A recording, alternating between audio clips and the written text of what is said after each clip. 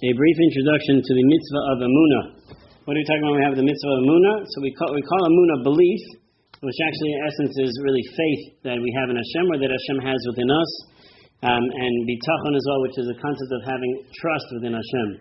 So the amazing thing about this, we'll call it halacha or hashkafic viewpoint in life, is that not everybody has it, not everybody has a lot of it, even those that have it, everybody needs more of it.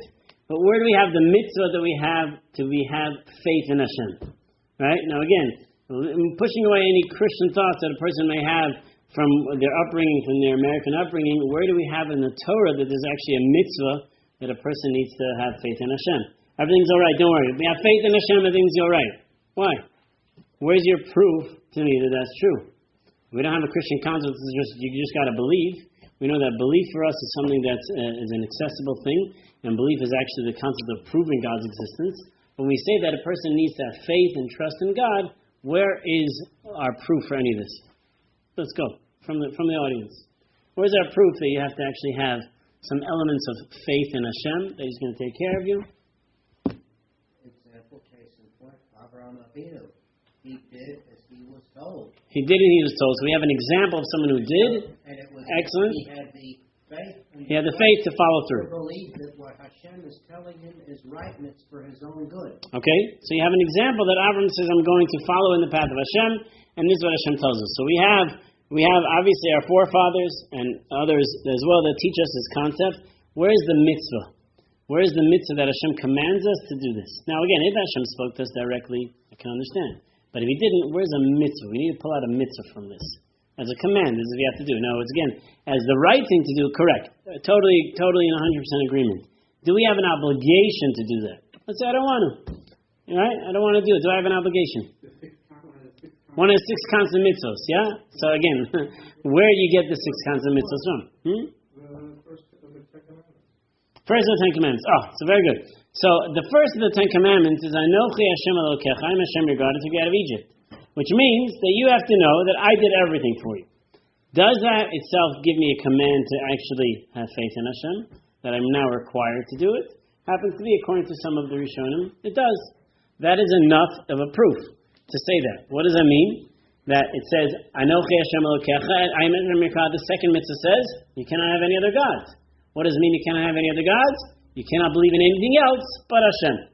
Right? Which means the concept of Ein Od Milvado is what a person needs. Incidentally, I saw in Rav Chaim Kanievsky's sefer there, it says one of the segulos, the well-known segulos for success in different areas, if you have a monetary disagreement with someone or something else, is that you say, and you repeat over to yourself, Hashem hu Elokim, like we say in Yom Kippur, Hashem, He is God, and then Ein Od Milvado, there's nothing but Hashem. Hashem hu Elokim, Ein Od Milvado. Just keep repeating that over. That is a known segula for a person to have success in these types of matters.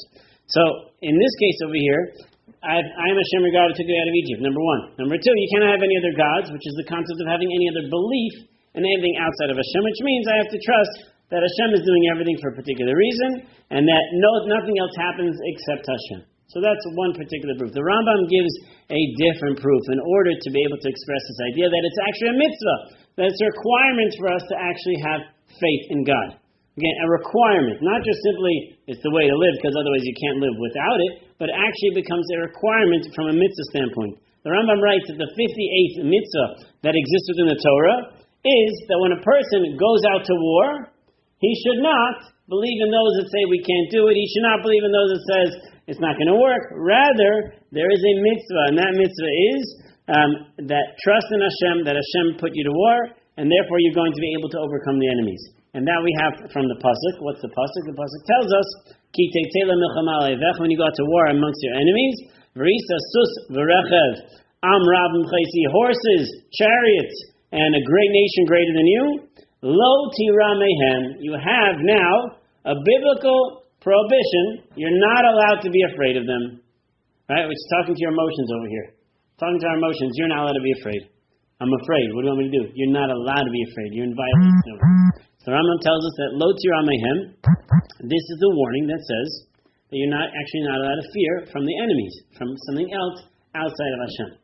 Which means that fear itself, the only fear that a person is actually allowed to have is fear of, what's the one fear they're allowed to have?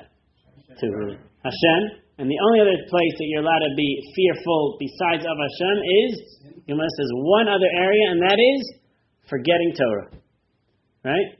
That the pasuk says, Ashrei Adam Mefached Tamid. Praiseworthy is a person that is in a state of pachad, which is, we call it trembling or trepidation. Where is that? The only one place that is. The Gemara goes on because one rabbi is walking in the street, sees a guy who's all agitated, all anxious, and he says, what are you doing? You're a sinner? So he says, what? The Torah says you're supposed to be mefached tamid. You're supposed to be always trembling. So Gemara says, no, hahu b'divrei Torah. That's only referring to words of Torah, that we're afraid. I'm afraid of forgetting that Torah which I studied. Therefore, I have to always be afraid that I'm going to forget it, and therefore I'm required to actually learn it over and over again. That's the only other time you're allowed to be afraid. So you have to have fear, which is awe of Hashem, and you have to have fear that you're going to lose your Torah. But otherwise, it's considered a prohibition for a person to actually be in fear. Now again, we are natural human beings. We're normal. We grow up in these things. This is something that everyone else needs to actually work on. But this is one of the areas.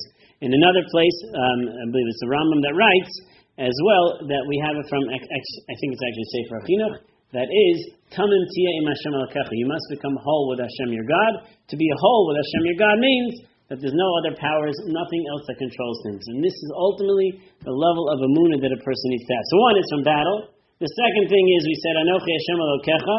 I'm Hashem your God. I can't have any other powers besides God. I'm only allowed to fear Hashem and forgetting words of Torah.